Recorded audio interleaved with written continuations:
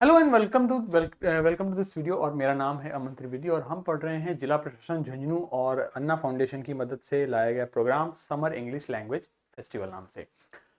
हम इस प्रोग्राम में वर्ड पावर मेड इजी नामक किताब को पढ़ रहे हैं। आप लोगों के हाथ तक ये किताब अगर आ चुकी है तो थोड़ा बहुत इस किताब को खोलना शुरू करो और आप लोग खुद से पढ़ो, थोड़ा बहुत पढ़ो। ठीक है, हम लोग सेशन नंबर 14 से 17 पे हैं। ठीक है, आज 17 सेशन नंबर 15, 16, 17 के आसपास हम डिस्कस कर रहे हैं। थोड़ा आप लोग खुद से पढ़िए। अगर आप खुद से पढ़ोगे you will realise that there बहुत कुछ इसमें है आपके किताब आपके मतलब का, और बहुत कुछ मैंने सिखा भी दिया है। ठीक है, अंग्रेजी पढ़ना देखो यार, रोज आपके साथ में हम एनसीईआरटी पढ़ रहे हैं। ठीक है, तो थोड़ी बहुत आई थिंक आप लोग अंग्रेजी अब धीरे धीरे पढ़ने लग गए होंगे। समझने की कोशिश खुद से करो, थोड़ा थोड़ा क्या लिखने की कोशिश कर रहा है। आपको क्लास में पढ़ाया ही हुआ है, तो जो किताब में लिखा है वो आपने क्लास में पढ़ा हुआ है, तो आपको जाना पहचानी चीजें दिखेंगी। जाने पहचाने चीजों से मिलोगे तो आपको थोड़ा सा कॉन्फिडेंस बूस्टअप होगा। आपको लगेगा कि हाँ, आप अंग्रेजी की किताब पढ़ सकते हो, आपको अंग्रेजी आने लग गई है। ठीक है, तो घर जाके दिन में अभी जैसे छुट्टियां ही चल रही हैं तो आधा एक घंटा कोशिश किया करो। आई होप उससे आपकी थोड़ा सा उम्मीद बढ़ेगी, थोड़ी मेहनत बढ़ेगी। ठीक है, थोड़ा सा आपका कॉन्फिडेंस बूस्टअप होगा, थोड़ा आपका कॉन्फिडेंस बढ़ेगा। ठीक है, तो करो इसको जरूर से, आपसे उसकी इससे आपकी बहुत हेल्प होगी। ठीक, चलो हम बात कर रहे हैं how to talk about liars and lying के बारे में। तो आज के जो हमारे शब्द हैं एक बारी उनके प्रोनाउंसिएशन को पहले देख लेते हैं, साथ में हम प्रोनाउंस करेंगे और फिर आगे बढ़ेंगे। ठीक है, वर्ड क्या लिखा हुआ है हमारा? क्रॉनिसिटी। देखिए वर्ड क्या है? Crony क्रॉनिस E T. जहां भी उल्टा ई दिखता है हम क्या करते हैं? लगा हुआ वाउल देखते हैं। वाउल क्या होते हैं हमारे? ए ई आई ओ यू। तो जहां भी ये उल्टा ई लगा है आप ये देखते हो वहां पे क्या लगा है, देखो क्रॉस आर के बाद में क्या लगा है? ओ। तो हमें यहां क्या बोलना है? ओ। ठीक, यहां देखो उल्टा ई लगा है, तो यानी कि निस निस यानी सी यहां तक आ गया, इसको क्या बोलना है हमें? ई। ठीक, तो क्रॉनिसिटी क्या हो गया? Chronicity, chronicity. ठीक है, क्रॉनिसिटी। ठीक है, प्रोनाउंसिएशन क्या हो जाएगा? क्रॉनिसिटी। अगले शब्द का प्रोनाउंसिएशन आप लोग खुद से पढ़ने की कोशिश करिए, क्या लिखा हुआ है अपने अगले शब्द की प्रोनाउंसिएशन आप लोग खुद से पढ़ने की कोशिश करिए। अगले शब्द की प्रोनाउंसिएशन आप लोग खुद से पढ़ने की कोशिश करिए, क्या लिखा हुआ है?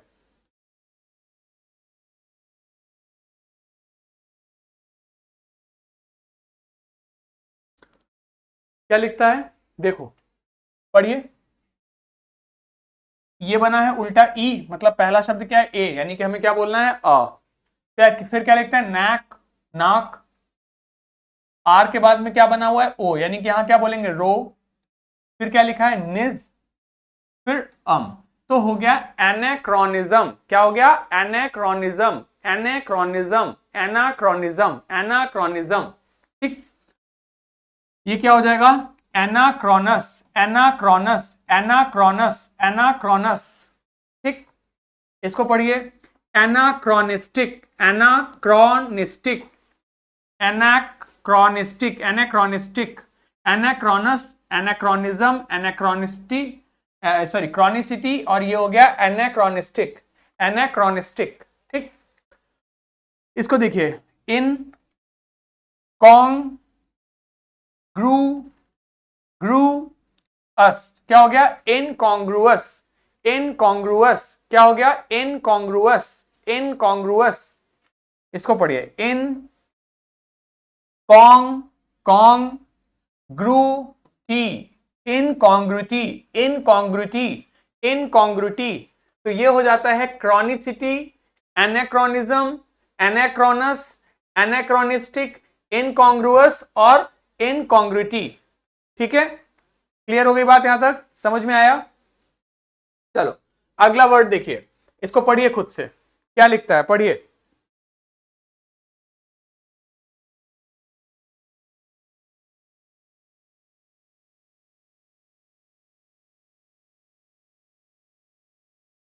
देखिए क्या लिखता है? Chrono chronological, chronological. ठीक, फिर देखो क्रोनोलॉजी, क्रोनोलॉजी, क्रोनोलॉजिस्ट, क्रोनोलॉजिस्ट। ठीक, क्रोनोमीटर, क्रोनोमीटर। ठीक, क्रोनोमेट्री, क्रोनोमेट्री। ठीक, तो क्रोनोलॉजिकल, क्रोनोलॉजी, क्रोनोलॉजिस्ट, क्रोनोमेट्री और क्रोनोमीटर और क्रोनोमेट्री।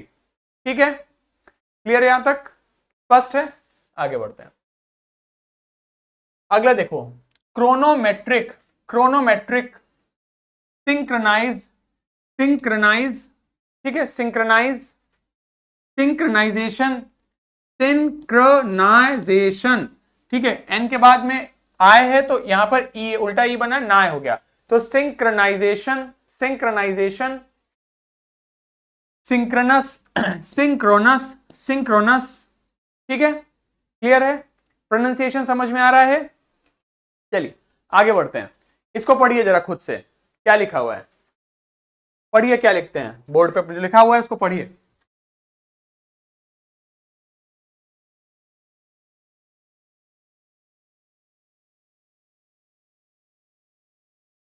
क्या लिखा है?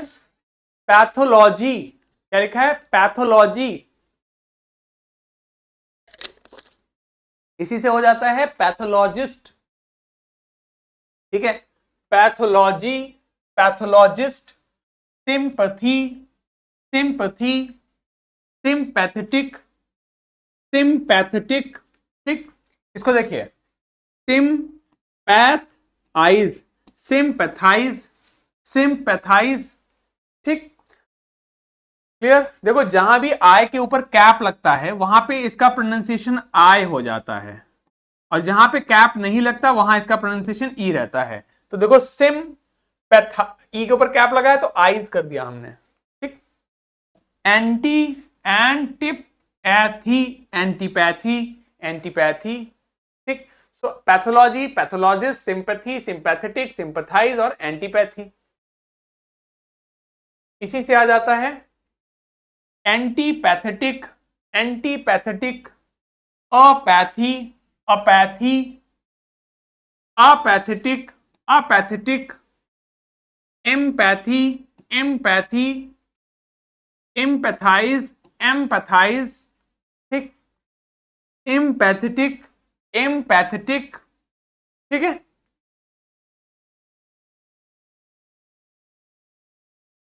इसी प्रकार empathetic, empathetic, pathetic, pathetic, telepathy, telepathic, ये हो गया टेलीपैथी और ये हो गया टेलीपैथिक, ठीक है। चलिए आइए अब शब्दों को पढ़ते हैं ध्यान, ठीक है।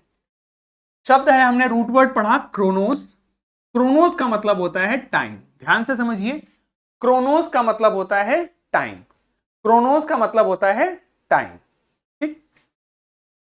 और एना का मतलब होता है निगेटिव प्रीफिक्स है, यानी कि निगेटिव प्रीफिक्स है, पॉजिटिव निगेटिव, पॉजिटिव मतलब अच्छा, निगेटिव मतलब नहीं, ठीक है। तो निगेटिव प्रीफिक्स है आपका।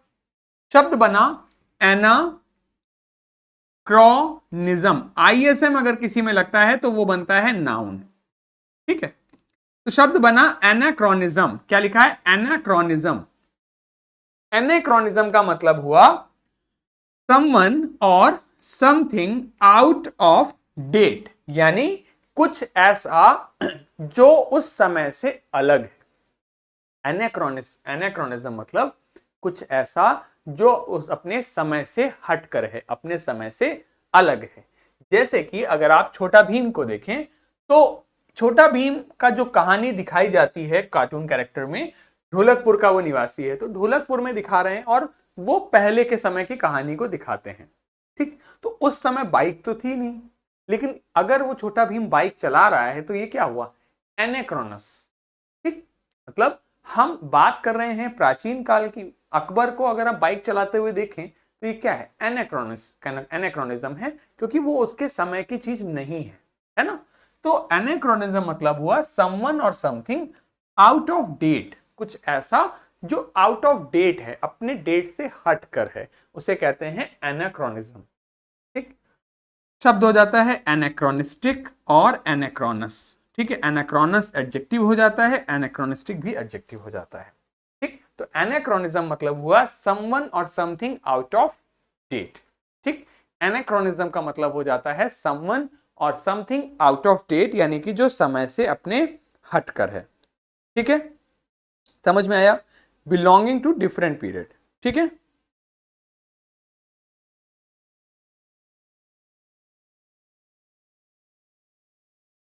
ठीक है, चलो आगे बढ़ते हैं। अब देखो, क्रोनोस मतलब टाइम, इन मतलब नॉट, शब्द बना इन कॉन्ग्रुअस।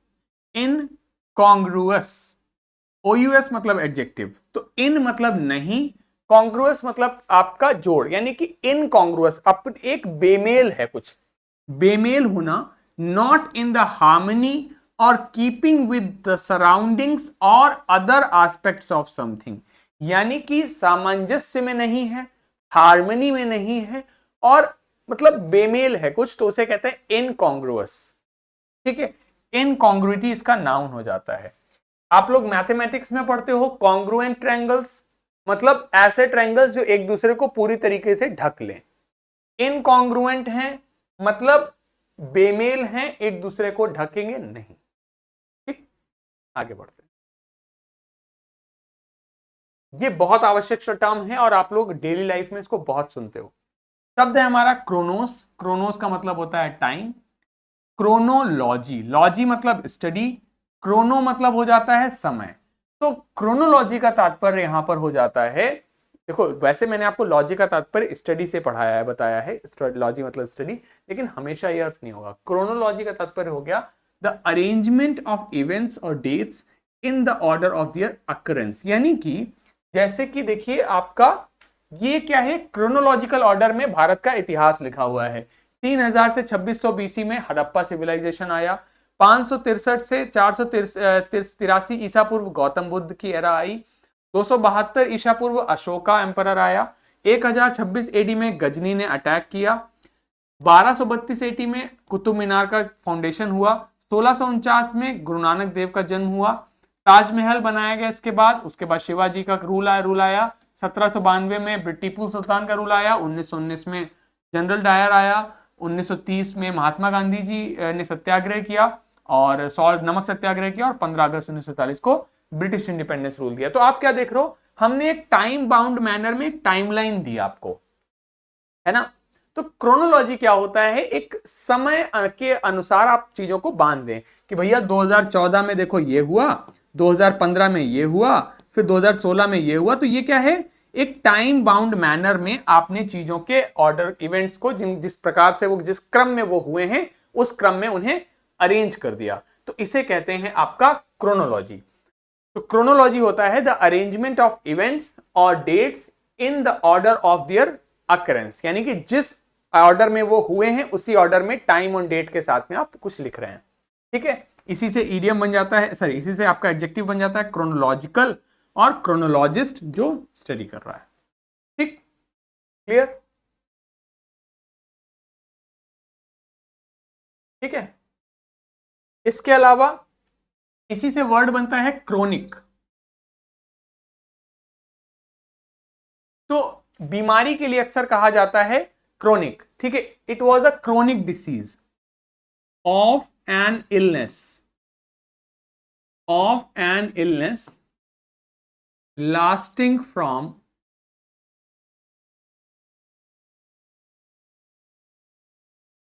a very long time। ठीक है, तो क्रॉनिक बीमारी, क्रॉनिक इलनेस का मतलब हो जाता है आपका बीमारी जो बहुत लंबे समय से चल रही है। ठीक, तो क्रॉनिक, अगर कोई डिसीज, कोई बीमारी क्रॉनिक हो गई है, इसका मतलब बहुत ही गंभीर हो गई है, बहुत लंबे समय से वो बीमारी चल रही थी, इसलिए उसे क्रॉनिक कहते हैं।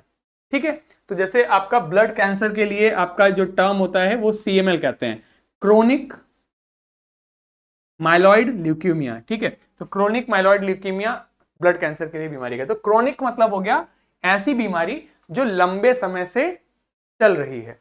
ठीक, क्रोनिक से वो आपका नाउन बनता है क्रॉनिसिटी, नाउन बनता है क्रॉनिसिटी। ठीक है, क्रॉनिसिटी, ठीक है, इसी को कहते हैं क्रॉनिसिटी, मतलब गंभीर बीमारी जो लंबे समय से चल रही है। ठीक, इसी से आपका वर्ड आता है क्रोनोग्राफ। क्रोनोग्राफ बच्चों क्या होता है? आपने घड़ी देखी है, घड़ी में आप देखते हो अक्सर, देखिए रुकिए मैं आपको क्रोनोग्राफ दिखाता हूं।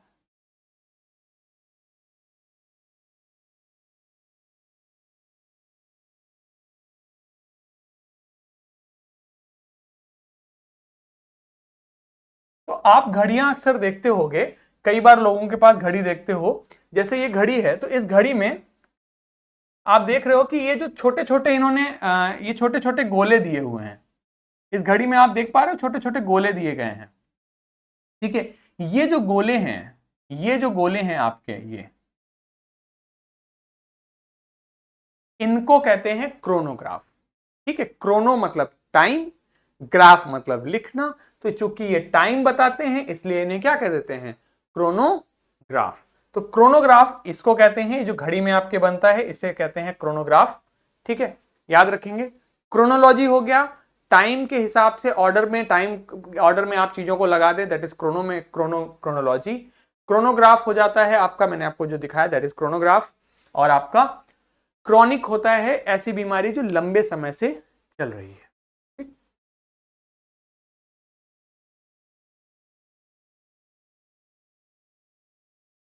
चलिए आगे बढ़ते हैं। हाँ जी, अब देखो क्रोनोस का मतलब है टाइम और सिन का मतलब है टुगेदर। टुगेदर मतलब साथ में। तो वर्ड आता है सिंक्रोनाइज। देखो कभी भी किसी शब्द के अंत में आईजेडी लगता है तो वो होता है वर्ब। किसी शब्द के को वर्ब बनाने के लिए आईजेडी उसके अंत में लगा देते हैं। सिन मतलब टुगेदर, क्रोनो मतलब टाइम, यानी कि एक ही समय में, टाइम एक ही साथ। तो जैसे सिंक्रोनाइज होना चाहिए, जैसे मेरा ये हाथ चल रहा है तो ये दोनों हाथ अभी आप देख रहे हो एक सिंक्रोनाइजेशन में चल रहे हैं, एक सिंक्रोनाइज्ड होकर चल रहे हैं। आप लोग अक्सर डांस देखते होगे आप टीवी वगैरह पे, तो आप देखते हो ना कि अगर कपल डांस कर रहा है, कोई लड़का लड़की डांस कर रहे तो कहते हैं आपका सिंक्रोनाइजेशन बहुत अच्छा था, कि इसका हाथ इधर जा रहा था तो उसका हाथ भी उधर जा रहा था। This is synchronisation. सिंक मतलब टुगेदर, क्रोनो मतलब टाइम, तो टाइम के साथ एक साथ चल रहा है कुछ। ठीक है, सो कॉज टू अकर और operate at the same time और रेट इज कॉल्ड सिंक्रोनाइज। क्या बोलेंगे? सिंक्रोनाइज। ठीक, इसी के लिए एडजेक्टिव हो जाएगा सिंक्रोनस और synchronisation synchronisation. Synchronisation synchronisation synchronisation मतलब हो जाता है सिंक्रोनाइजेशन, सामंजस्य होना, एक साथ चलना। ठीक, इसके लिए एक और शब्द आप लिख सकते हो साइमल्टेनियस। साइमल्टेनियस भी होता है आपका एक साथ साथ होना। ठीक है, साइमल्टेनियस मतलब हो जाता है एक साथ होना, साथ साथ होने के लिए आ जाता है साइमल्टेनियस। ठीक है, क्लियर है यहां तक?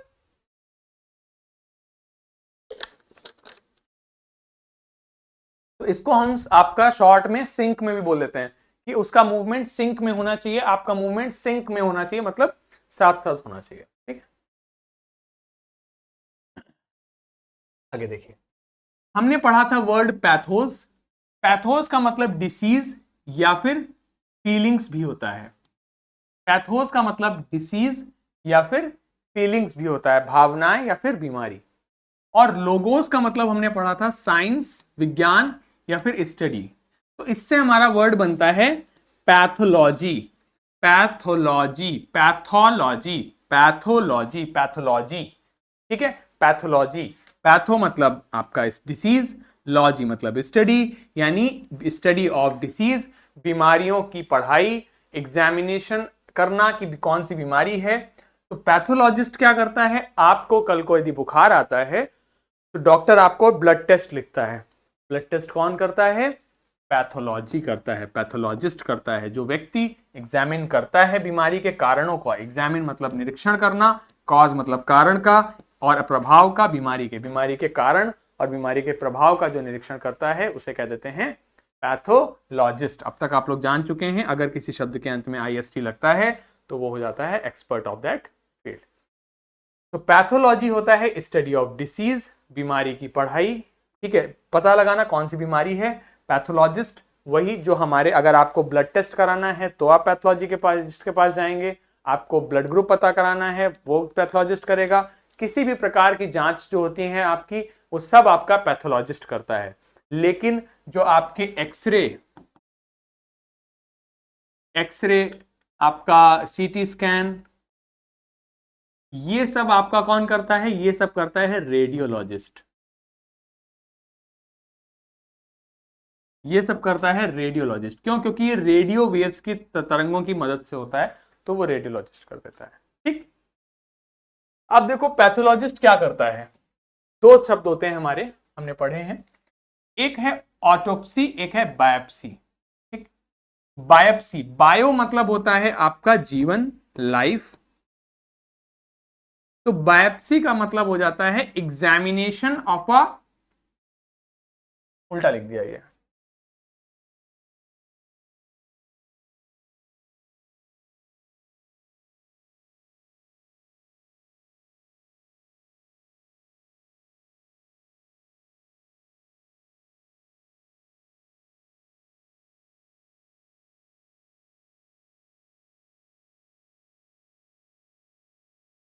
हाँ जी।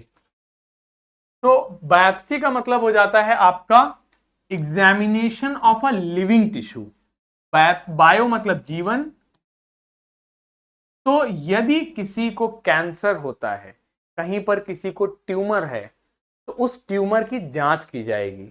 उस ट्यूमर की, भाई डॉक्टर के पास जाओगे, देखो अगर कहीं पर किसी को, मान लीजिए किसी के शरीर में कोई ट्यूमर भाई किसी को लगा कि यहाँ पे मेरे गांठ है, कहीं पर उसको गांठ लग रही है, तो वो किसके पास जाएगा? डॉक्टर के पास जाएगा, है ना। अब गांव में यदि हम हैं तो उसके पास दो तरीके के डॉक्टर हैं।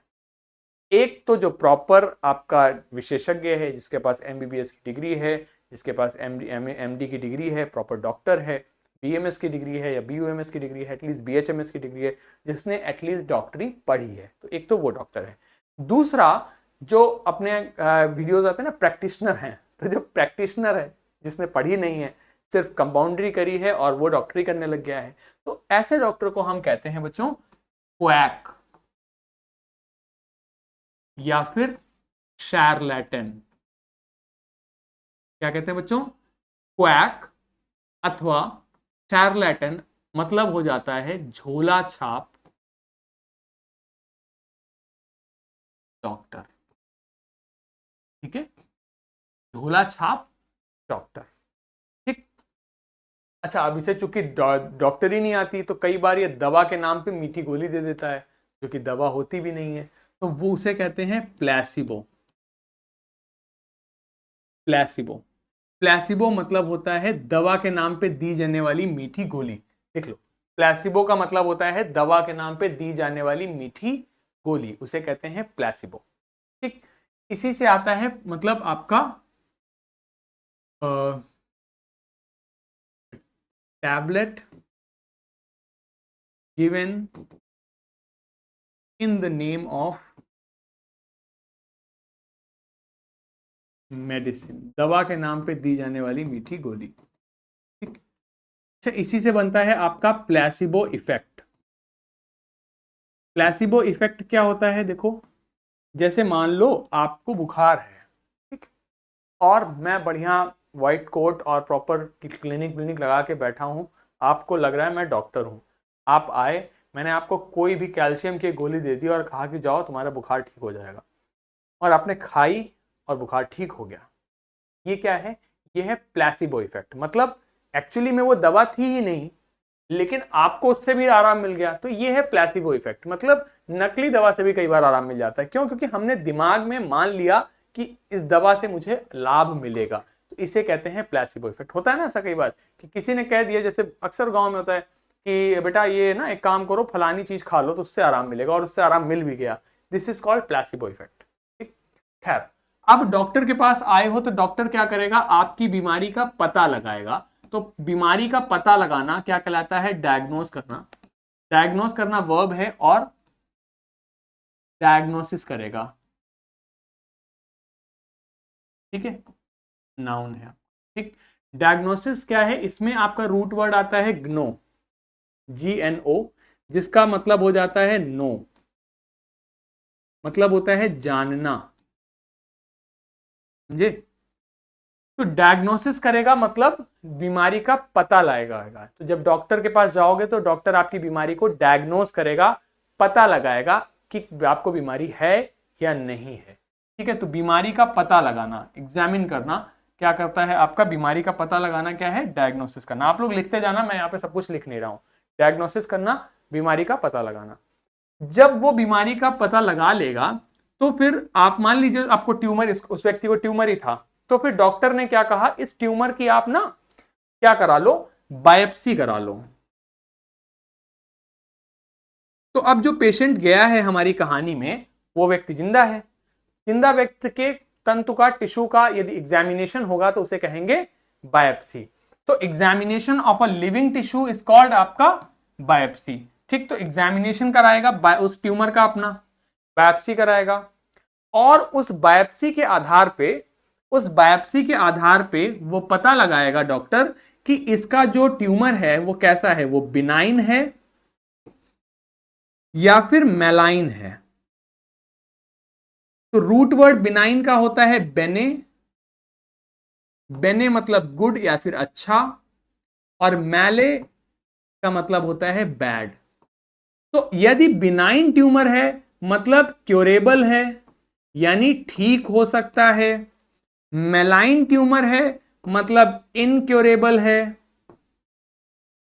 मतलब ठीक नहीं हो सकता है। तो बिनाइन ट्यूमर है तब तो ठीक हो जाएगा, मैलाइन ट्यूमर है तब उसे कैंसर है। तो मैलिग्नेंट है या बेनिग्नेंट है मतलब बेनाइन है मतलब ठीक हो सकता है, मैलाइन है मतलब नहीं ठीक हो सकता है। तो मैलाइन मतलब हो गया है which will cause in death, यानी कि मैलिग्नेंट ट्यूमर है, इसे कैंसर है। बात समझ में आ गई? ठीक है। और अगर लैब टेस्ट लिखेगा वो, तो किसके पास जाओगे, या बायोप्सी भी कौन करेगा, बायोप्सी करेगा आपका पैथोलॉजिस्ट ही करता है बायोप्सी। ठीक है, तो ये सारे शब्द आप ध्यान रखोगे। क्वैक, शार्लेटन, झोला छाप डॉक्टर, प्लेसिबो दवा के नाम पे दी जाने वाली मीठी गोली, प्लेसिबो इफेक्ट मैंने आपको समझाया। डॉक्टर डायग्नोस करना, बीमारी का पता लगाना, डायग्नोसिस करना, ग्नो मतलब इसका रूट वर्ड है ग्नो मतलब जानना, बायोप्सी आपका examination of a living tissue, lab test होगा। अच्छा, अब इस टेस्ट के आधार पे बीमारी का वो प्रोग्नोसिस करेगा डॉक्टर।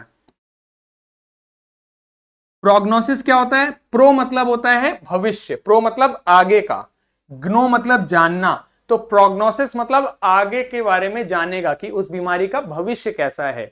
तो प्रोग्नोसिस मतलब होता है फ्यूचर कोर्स ऑफ एक्शन जानना बीमारी का। ठीक है, फ्यूचर कोर्स ऑफ एक्शन जानना बीमारी का।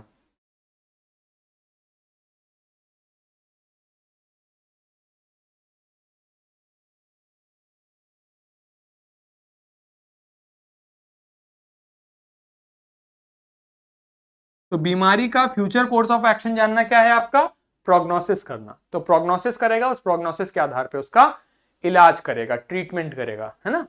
इलाज करने को कहते हैं ट्रीटमेंट करना।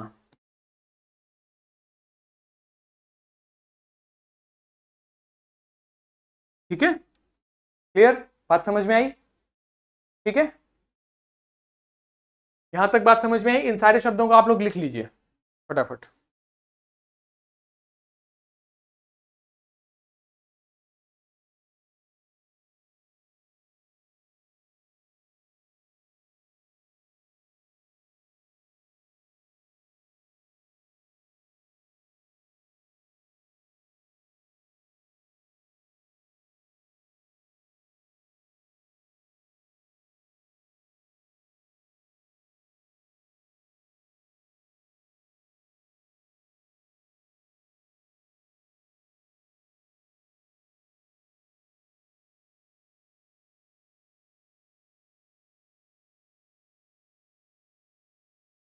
चलिए, अच्छा, डॉक्टर अगर दवाइयां लिखेगा तो कहां से लोगे, मेडिकल स्टोर से लोगे, आप उसे डिस्पेंसरी भी कह सकते हो।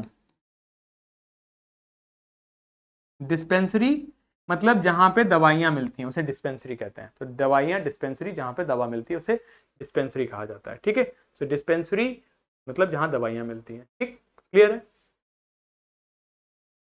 चलिए, अच्छा, ऑटोप्सी होता है जब किसी की मृत्यु हो गई है अकारण, मतलब अचानक से यदि किसी की मृत्यु हो गई तो उसकी मृत्यु का कारण जानने की कोशिश की जाएगी। तो मृत्यु का कारण जानने के लिए जो होता है उसे कहेंगे पोस्टमार्टम या फिर ऑटोप्सी। ठीक है, examination of a dead body is called आपका ऑटोप्सी या फिर पोस्टमार्टम। अगला देखिए, पैथोस का मतलब हो जाता है फीलिंग, भावना। सिम का मतलब विद या फिर टुगेदर। तो वर्ड आता है आपका, फिर पैथोस का मतलब हमने डिसीज बताया था, फीलिंग भी है। सिंपैथी, सिम मतलब टुगेदर, पैथी किसी के साथ में आपको फील कर रहे हो आप, किसी के साथ में कुछ बुरा हुआ, आपको बुरा लग रहा है। जैसे मैं अगर कहूं कि कल क्या हुआ, कल अचानक से मैं रास्ते में गिर गया, तो आप हो सकता है मेरे लिए थोड़ा सा खराब फील करो कि अरे सर गिर गया, बड़ा खराब लग रहा है। तो ये आप मेरे लिए सहानुभूति रख रहे हो, ये होती है सिंपथी। ठीक, तो sympathy is a feelings of pity and sorrow. Pity मतलब दया, सॉरो मतलब दुख। तो दया और दुख की भावना किसी अन्य व्यक्ति के दुर्भाग्य के लिए, मिसफॉर्चून के लिए, उसे कहते हैं सहानुभूति। सिंपैथेटिक एडजेक्टिव है, और आईजेडी मैंने बताया अगर किसी में लगता है तो वो बनता है वर्ब। तो सिंपैथाइज करना, किसी के साथ सहानुभूति महसूस करना। ठीक है, बात समझ में आई। तो सिंपैथी हो जाता है आपका सहानुभूति, किसी के साथ कुछ बुरा हुआ तो उसे कहते हैं आपका सहानुभूति। ठीक, दूसरा वर्ड इससे हो जाता है आपका एंटीपैथी। एंटी का मतलब होता है अगेंस्ट।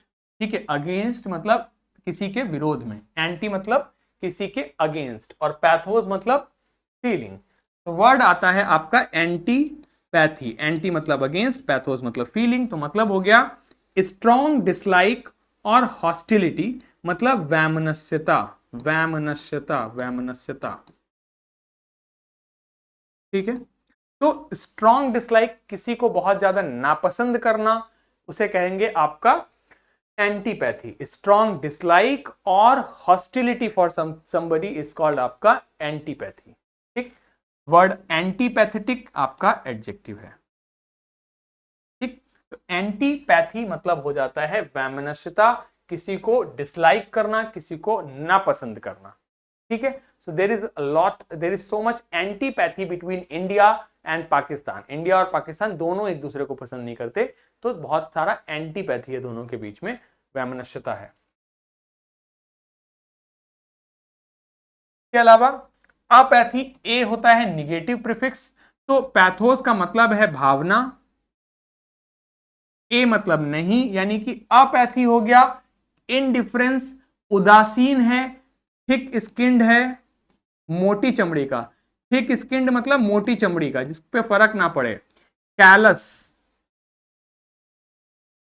मोटी चमड़ी का, अपैथेटिक है, मतलब आपके साथ अच्छा हो, आपके साथ बुरा हो, इसको कोई फर्क नहीं पड़ता। ना ये आपके लिए अच्छा फील करता है, ना ये आपके लिए बुरा फील करता है। इसे कहते हैं आपका अपैथी। सो अपैथी मतलब उदासीन होना, इनडिफरेंट होना, जो आप किसी भी प्रकार की भावना ना रखे, अच्छा या बुरा दोनों ही नहीं। ठीक, तो ये निगेटिव है, मतलब किसी के साथ यदि कुछ बुरा हो रहा है तो हमें फील करना चाहिए, तो ये है सिंपैथाइज करना चाहिए। अपैथी मतलब खराब है ये व्यक्ति। और एम का मतलब हो जाता है इन। तो एम्पैथी मतलब ability to understand and share the feelings of another, एक दूसरे की भावनाओं को समझने की काबिलियत। तो हमें एम्पैथाइज करना चाहिए लोगों के साथ, एम्पैथेटिक होना चाहिए, दूसरों की भावनाओं को समझना चाहिए। जरूरी नहीं है कि किसी से प्यार से बात करने के लिए उसके साथ कुछ बुरा हो तब आप सिंपैथी दिखाओ और तब आप बात करो, नहीं। सामान्यतः अभी हमें दूसरों की भावनाओं को समझना चाहिए। यदि किसी व्यक्ति कोई दुखी है तो हमें उसके साथ समझना चाहिए कि वो आज दुखी है, तो एम्पैथी के साथ थोड़ा डील करना चाहिए। तो एम्पैथी मतलब होता है आपका दूसरे की भावनाओं को समझना। कल को आपकी शादी होगी, आपकी वाइफ होगी, आपके हस्बैंड होंगे, आप उनके साथ में क्या रखेंगे, एम्पैथी रखेंगे, उनकी भावनाओं को समझने की कोशिश करेंगे। आप अपने भाई बहन के साथ एम्पैथी रखिए, एक दूसरे की भावनाओं को समझने की कोशिश करिए। इसी से पैथोस से ही बनता है आपका पैथेटिक। ठीक है, पैथेटिक मतलब अराउज, अराउज मतलब को जागृत करना, आपके अंदर कोई भावना जागृत करना। कौन सी भावना, पिटी मतलब दया की भावना जागृत करना, स्पेशली विशेषतर टू वल्नरेबिलिटी और सैडनेस मतलब दुख। तो पैथेटिक परफॉर्मेंस मतलब बहुत अधिक खराब। ठीक है, इट वाज जैसे it was the pathetic performance of Pakistan in yesterday's match, Pakistan की परफॉर्मेंस कल के मैच में बहुत खराब थी। तो पैथेटिक बहुत खराब के लिए आता है, ऐसी भावना जो आपके अंदर लाए जो बहुत खराब हो। तो पैथेटिक परफॉर्मेंस, ऐसी परफॉर्मेंस थी पाकिस्तान की जो बहुत खराब है। तो पैथेटिक मतलब होता है बहुत खराब। ठीक, पैथोस मतलब फीलिंग है, टेली मतलब होता है डिस्टेंस। ठीक, तो टेलीपैथी क्या है? टेली मतलब दूर से, पैथी मतलब भावनाएं। तो दूर से ही अपनी भावनाओं को, अपने थॉट्स को एक दूसरे तक पहुंचा दें। तो द सपोज्ड कम्युनिकेशन मतलब बातचीत, दूर संचार, सपोज्ड और कम्युनिकेशन ऑफ थॉट्स और ideas by means other than the known senses. मतलब टेलीपैथी क्या है कि मतलब मैं यहां बैठा हूं, यहां से जहां से वीडियो रिकॉर्ड कर रहा हूं, यहां से मैं झुंझुनू में बैठे बच्चों से बातचीत कर लूं बिना किसी माध्यम से। यहां से मैं बोल रहा हूं, आप में से किसी बच्चे का नाम है, मान लीजिए फॉर एग्जाम्पल आप में से किसी बच्चे का नाम अनुराग है, तो मैं यहां से कह रहा हूं अनुराग खड़े हो जाओ, और आपने सुन भी लिया अनुराग खड़े हो जाओ, फिलहाल तो आप वीडियो देख रहे हो। बट ये है कि बिना किसी माध्यम से, जैसे शक्तिमान फिल्म में गंगाधर, शक्तिमान फिल्म नहीं, शक्तिमान सीरियल में गंगाधर और शक्तिमान जो थे, क्या होता था इनमें, यहां से गंगाधर शक्तिमान बोलता था, गंगाधर नहीं, गीता विश्वास और शक्तिमान, ये लोग टेलीपैथी से बात कर लेते थे बिना किसी फोन के थ्रू। ऐसे ही शक्तिमान बुलाता था गीता, डॉक्टर गीता, गीता विश्वास, गीता विश्वास, और वो सिर्फ सुन लेती थी डायरेक्ट। तो ये है टेलीपैथी। ठीक है, ये आपने कई बार शोज देखे होंगे टीवी वगैरह पे, जिसमें आपका माइंड रीडर जो आते हैं, वो आपकी आपकी भावना, आपके मन में क्या चल रहा है उसको पढ़ लेते हैं, उसे कहते हैं आपका टेलीपैथी। ठीक है, सो टेलीपैथेटिक इसी से बन जाता है वर्ड। एक टेली मतलब समझ में आ गया, डिस्टेंस। अब टेली से देखो और क्या क्या शब्द बनते हैं हमारे। टेलीफोन, डिस्टेंस मतलब दूर से, फोन मतलब आवाज, तो दूर से आपकी आवाज ट्रांसफर हो रही है एक दूसरे की, ये हो गया टेलीफोन। ग्राफ मतलब क्या है? लिखना, तो टेलीग्राफ क्या है? आपका संदेश पहुंच जाता था लिखा हुआ, पहले के समय में उसे टेलीग्राफ कहते थे। स्कोप मतलब मैंने क्या बताया था? देखने का उपकरण। तो टेलीस्कोप, आप दूर की चीजों को देखते हैं टेलीस्कोप की मदद से। टेली कम्युनिकेशन मतलब संचार, और टेली मतलब दूर, तो टेली कम्युनिकेशन क्या हो जाता है? दूर संचार। ठीक, ठीक है, चलिए अब एक बारी जितना हमने अभी पढ़ा है फटाफट उसका क्विक रिवीजन करेंगे और फिर हम सेशन को वाइंड अप करेंगे। तो क्रोनो एनाक्रोनिज्म मतलब हो जाता है अपने समय से हटकर, अपने समय से अलग। ठीक, क्रोनोस इनकॉन्ग्रुअस हो जाता है बेमेल, इनकॉन्ग्रुइटी। क्रोनोस, क्रोनोलॉजी होता है टाइम वाइंड और टाइम के मैनर में अरेंज करना, क्रोनोलॉजिकल ऑर्डर में अरेंज करना। सिंक्रोनाइज करना मतलब साथ साथ होना। पैथोलॉजी होता है स्टडी ऑफ डिसीजेस, पैथोलॉजिस्ट जांच करता है। बायोप्सी जीवंत टिश्यू का एग्जामिनेशन, मैंने आपको बताया डॉक्टर के पास जाओगे तो डायग्नोसिस करेगा, बताएगा कि बीमारी कौन सी है, प्रोग्नोसिस उसका फ्यूचर कैसा है, बिनाइन है, मेलाइन है, सब चीजें मैंने बता दी आपको। ऑटोप्सी होता है पोस्टमार्टम। सिंपैथी होता है सहानुभूति, सिंपैथाइज करना। एंटीपैथी वैमनस्यता। अपैथी उदासीन होना। इम्पैथी दूसरे की भावनाओं को समझना। पैथेटिक बहुत खराब। टेलीपैथी दूर से कम्युनिकेट कर लेना। बाकी ये बता दिया। ठीक, चलिए आप एक बार रीडिंग का काम कर लेते हैं, वीडियो को पॉज करते हैं और फिर आगे बढ़ते हैं।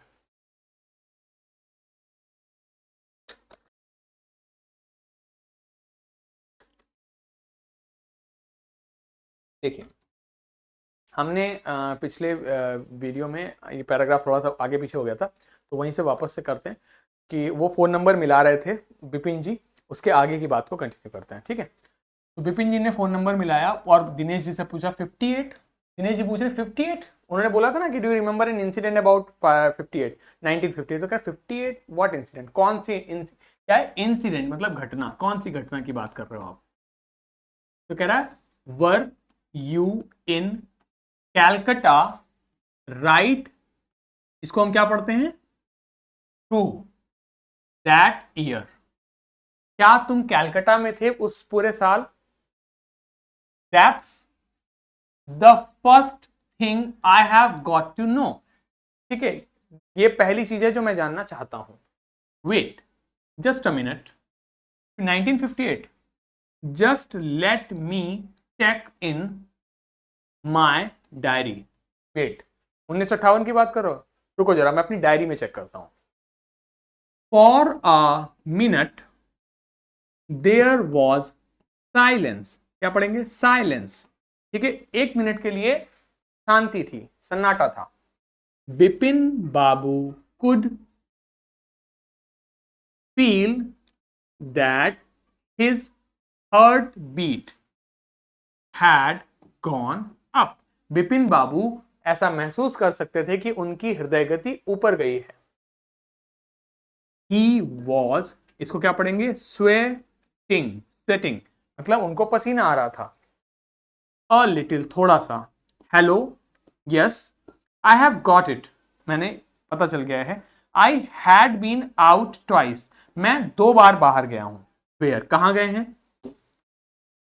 I have got it, ठीक है, once in February, एक बार फरवरी में, nearby to Krishna Nagar to a, ये क्या लिखा है, नेफ्यूज वेडिंग, ठीक है, एक बार फरवरी में नियर बाई कृष्णा नगर के आसपास गए थे भतीजे की शादी में। And then but you would know about this one, लेकिन तुम्हें इसके बारे में पता होना चाहिए था। क्यों? The trip to Ranchi, Ranchi की ट्रिप के बारे में। यू वर देयर टू, तुम भी तो वहां थे। दैट्स ऑल, बस। बट व्हाट्स ऑल दिस देखिए पढ़िए क्या लिखा है, स्लिथिंग अबाउट, ये सब, स्लिथिंग मतलब होता है इन्वेस्टिगेट करना, जांच करना, ठीक है। स्लिथिंग, ध्यान से पढ़िए, SLEUTHING, ठीक है, स्लिथिंग, ठीक है, मतलब हो जाता है आपका व्हाट्स दिस स्लिथिंग अबाउट, मतलब ये सब जांच, ये सब इन्वेस्टिगेशन किस बारे में है। नो, कुछ नहीं, I just wanted to, anyway thanks, बस मैं जानना चाहता था, anyway thanks. Bipin Babu slammed, slam मतलब पटक देना, ठीक है, स्लैम मतलब पटकना। The receiver down and gripped his head with his hand, Bipin Babu ने रिसीवर धाम से रखा और अपने सर को पकड़ लिया अपने हाथों से। He felt his head swimming, उन्होंने अपने सर को चकराते हुए पाया। A chill seemed to spread over his body, उनके शरीर से एक चिल यानी ठंडक सी गुजर गई, झुरझुरी सी उठ गई। There were sandwiches in his tiffin box, but he didn't eat them, उसने उन्हें नहीं खाया। He had lost all his, क्या लिखा है, एपेटाइट मतलब भूख, उनकी सारी भूख मर गई थी, ठीक है। तो this is it for this video. अगले वीडियो में हम आगे के वर्ड्स को पढ़ेंगे और आशा करता हूं आप लोग घर में खुद भी थोड़ा बहुत पढ़ रहे होंगे, ठीक है। तो पढ़ते रहिए और आप लोग डेली क्लासेस में आते रहिए, इसी प्रकार हम कंटिन्यू रखेंगे। आप में से जो लोग वीडियोस को ऑनलाइन देखते हैं, इंटरनेट पे देखते हैं, अपने मोबाइल वगैरह पे देखते हैं, आप लोग वीडियोस को कमेंट कर सकते हैं, वीडियोस पे कमेंट कर सकते हैं, हमें बता सकते हैं कि आपको हमें वीडियो कैसा लगा, हमारा प्रयास आपको कैसा लग रहा है, ठीक है। सो अब हम मिलेंगे अगले वीडियो में, तब तक के लिए goodbye, take care and have a very very great day. Thank you so much, bye bye.